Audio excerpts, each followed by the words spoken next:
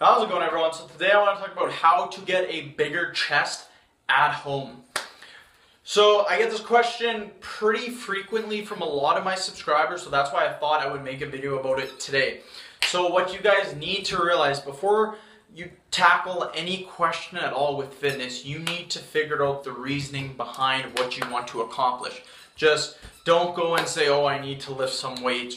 Get really down into it. How do people gain size on their chest? How do they go about doing it? Well, in order for you to build chest muscles, then what you need to do, it's like with any other muscle group. It's like chest, legs, arms, tricep. If it's a muscle, then it follows this basic principle. In order for it to get bigger and stronger, you need to progressively get stronger and eat in a caloric surplus. So if you want bigger pecs, you eat more, you gain weight on the scale, and you lift heavier weights. That is how it's done. You do that over and over, 8 to 10 years, you're gonna have phenomenal looking chest. Hell, in a year or two, your chest is gonna look unreal. So why do people not see gains? Any person that I've ever trained, helped online, any clients of mine, guaranteed they did not follow one of those two rules I just said. They didn't progressively overload on the exercise that they were trying to do. And two, they did not gain weight. And you'll see it all the time. People will be like, no, I'm bench pressing 2-3 times a week, trying to add weight. Okay, how much do you weigh? 130 pounds. Okay, a couple months later, how much do you weigh? 130 pounds. If I ask them, how much do you weigh? 130 pounds. 2 months later, you say you're 134 pounds. Boom. 4 months later, how much do you weigh? 138 pounds. 6 months later, 142 pounds. A year later, 130, you're now 154 pounds. You will 110% have gotten bigger muscles if you progressively overload. Here's the thing though, some people screw that up as well because they will eat more, they will gain weight, but they will not progressively overload on their exercise. So how do you progressively overload? Simply put, if you're a beginner, all you do is you add weight to the bar. You don't add 20, 30 pounds each session, add 2.5 to 5 pounds. You're probably thinking, wow, that's not even that much. In a week, let's say you bench 2-3 times a week. Let's say 3 times. That's 15 pounds in a week. In a month, that's 60 pounds. For me, I ain't gained 60 pounds on my bench. My bench right now is 300 pounds. Am I going to be 360 pounds by the end of the month? Hell no. I might be 310, 315 pounds by the end of the year, depending on how much weight I gain, or 320. But the level of how fast you can progress depends on your level of lifting abilities. So if you're just starting a beginner, you can gain so much chest size. You can gain so much strength.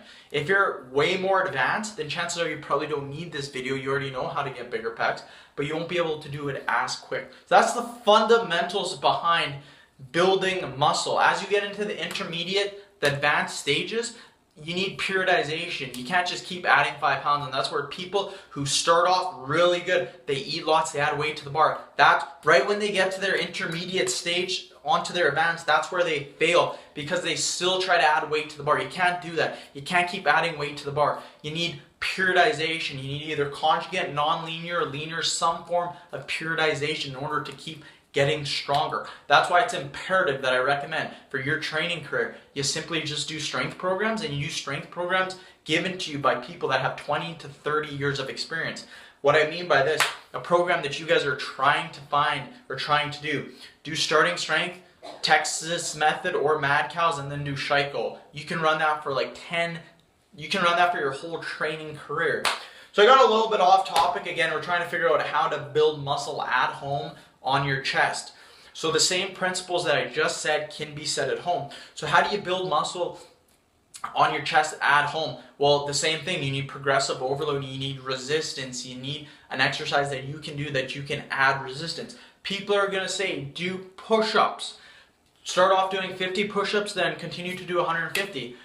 That won't necessarily get you the biggest pecs. Why? Because building muscle is generally built in the 10 around the 8 to 12 rep range, give or take a few. Again, if you do 6, you can still build. If you do 15, you can still build muscle. But generally, it has been proven 8 to 12 rep ranges stimulates hypertrophy much faster than doing other rep ranges. So that's what we want. We want to stimulate hypertrophy in the fastest rep range possible. We're going to stick to that 8 to 12 rep range.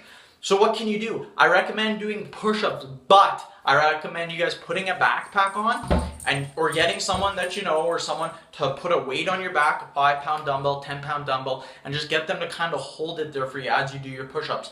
Keep adding weight over time. And again, if you don't have someone to do that, use a backpack. It will work. And over time, just keep adding weight to that backpack.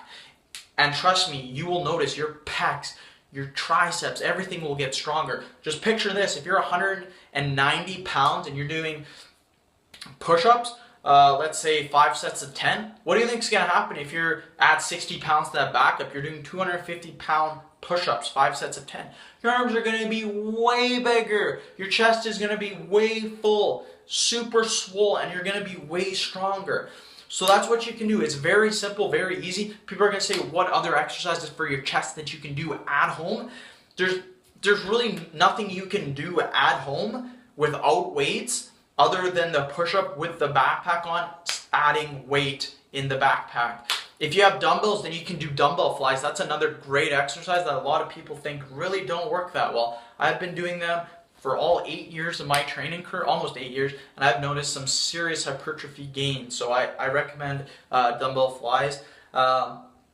You can do floor presses on the ground if you have dumbbells. You can do same principle applies. Just keep adding weight, keep getting stronger, keep gaining weight. The best thing though is do this for a while, but go to the gym if you can get a gym membership. They're super cheap, $25, $30 a month, and just do that because adding weights is just so much more easier to get you those gains. And trust me, I did what you guys did too. I did the backpack stuff when I first started training. I remember I used to do dumbbell shoulder presses on my computer at a computer chair. My dad had a computer chair. So I remember doing dumbbell shoulder presses because I didn't have anything like that. And yeah.